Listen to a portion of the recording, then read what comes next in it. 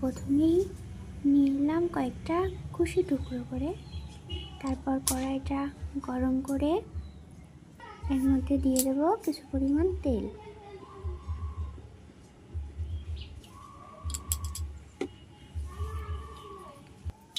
তেলটা যখনই গরম হয়ে যাবে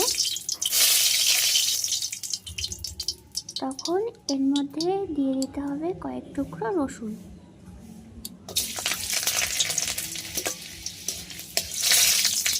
রসুনগুলো প্রায় ভাজা হয়ে গিয়েছে। এবার এর মধ্যে দিয়ে দেবো সেই কুচি করে রাখা কুচির টুকরোগুলো। এবার ভালো করে নেড়ে চেড়ে নেব। আর এর মধ্যে দিয়ে দেবো কিছুটা পরিমাণ লবণ।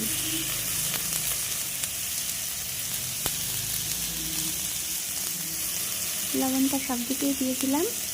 এবার দেবো এর মধ্যে কিছুটা হলুদ,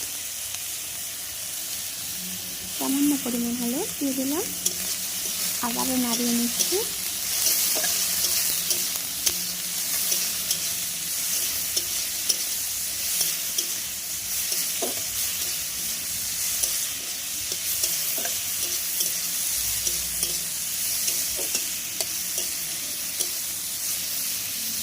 এভাবে ভালো করেই নাড়িয়ে নিতে হবে। এভাবে দেখো নাড়াতে নাড়াতে অনেকটা বোঝা যাচ্ছে ভাজা হয়ে গিয়েছে।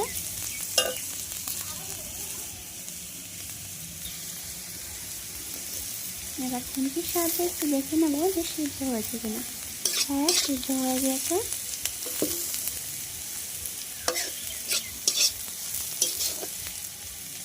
এবার নামিয়ে দেবো।